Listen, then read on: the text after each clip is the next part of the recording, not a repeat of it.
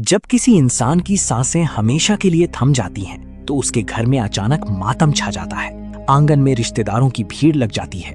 हर तरफ रोने की आवाजें गूंजने लगती हैं। फिर कुछ देर बाद वही इंसान जो कल तक अपने घर का मालिक था, लोगों के कंधों पर उठाकर शमशान की ओर ले जाया जाता है। रास्ते भर राम नाम सत्य है की आवाजें सुनाई देती हैं। जिस शरीर को कभी आरामदायक बिस्तरों पर नींद नहीं आती थी, वही शरीर अब लकड़ियों के ढेर पर लिटा दिया जाता है। अग्नि दी जाती है और कुछ ही देर में वो शरीर आग की लपटों में घिर जाता है। धीरे धीरे लोग वहां से लौटने लगते हैं। दोस्त चले जाते हैं, रिश्तेदार चले जाते हैं, यहां तक कि अपने भी पीछे मुड़कर नहीं देखते। लेकिन क्या सच में कहानी वहीं खत्म हो जाती है? शास्त्रों में कहा गया है कि असली रहस्य तो उसके बाद शुरू होता है, जब चिता की आग धीमी पड़ने लगती है, राख उड़ने लगती है और पूरा शमशान सन्नाटे में डूब जाता है। उस समय वहां एक और मौजूद होता है जिसे कोई देख नहीं सकता। वो होती है उसी मृत व्यक्ति की आत्मा। वो अपनी ही जलती हुई देह को देखकर स्तब्ध रह जाती है। उसे यकीन नहीं होता कि जिस शरीर को उसने पूरी जिंदगी अपना समझा, जिसे सजाया संवारा, आज वही कुछ मुट्ठी राख बन चुका है। गरुड़ पुराण में वर्णन मिलता है कि मृत्यु के तुरंत बाद आत्मा एक अजीब अवस्था में होती है। उसे लगता है कि शायद वो फिर से अपने शरीर में लौट सके। वो बार बार उस देह के पास जाती है, लेकिन आग की तपन और अदृश्य शक्तियां उसे रोक देती हैं। जब कपाल क्रिया होती है और सिर पर अंतिम प्रहार किया जाता है, तब आत्मा को ऐसा अनुभव होता है जैसे उसकी और शरीर के बीच का अंतिम संबंध भी टूट गया हो। उसी पल उसे एहसास होने लगता है कि अब वापसी संभव नहीं। फिर सबसे दर्दनाक क्षण आता है, जब परिवार वाले वहां से लौटने लगते हैं। आत्मा उन्हें रोकना चाहती है। वो पुकारती है, मुझे अकेला मत छोड़ो, लेकिन उसकी आवाज किसी तक नहीं पहुंचती। वो अपने प्रियजनों को छूने की कोशिश करती है, पर उसका हाथ उनके आर पार निकल जाता है। तभी उसे पहली बार समझ आता है कि दुनिया के सारे रिश्ते शरीर तक ही सीमित थे। शमशान की उस भयावह खामोशी में आत्मा अकेली खड़ी रह जाती है।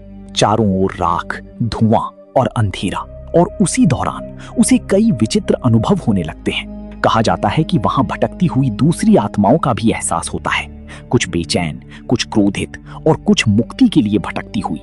धीरे धीरे आत्मा के सामने उसकी पूरी जीवन की तस्वीर खुलने लगती है। उसने किसका दिल दुखाया, किसे धोखा दिया, किसकी मदद की।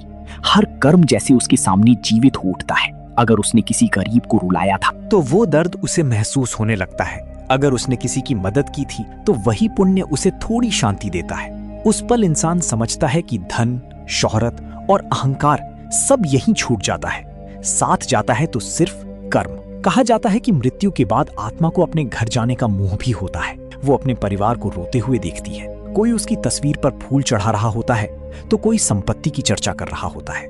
ये देखकर आत्मा भीतर से टूट जाती है। उसे एहसास होता है कि जिस दुनिया को वो अपना समझता था, वहां उसके बिना भी सब चलता रहेगा। गरुड़ पुराण का संदेश डर पैदा करना नहीं, बल्कि इंसान को जगाना है। ये हमें याद दिलाता है कि जीवन हमेशा के लिए नहीं है। इसलिए जब तक सांसें चल रही हैं, तब तक अच्छे कर्म करना ही सबसे बड़ा धन है। अगर आपने किसी भूखे को भोजन दिया है, किसी दुखी को सहारा दिया है, माता पिता की सेवा की है, तो वही पुण्य अंत समय में आपके साथ खड़ा रहेगा।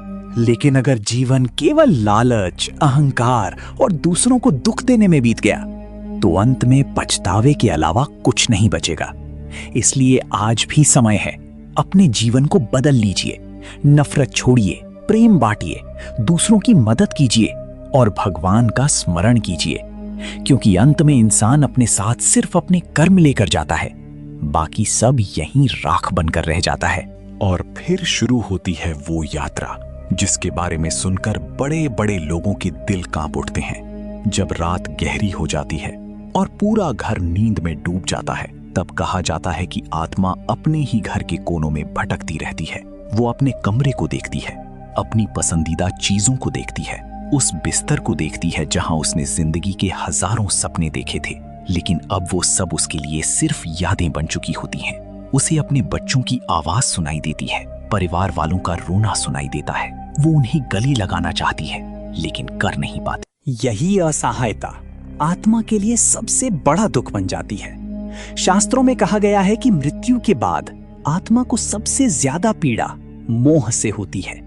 जिस चीज से इंसान जितना ज्यादा जुड़ा होता है, उससे अलग होना उतना ही कठिन होता है।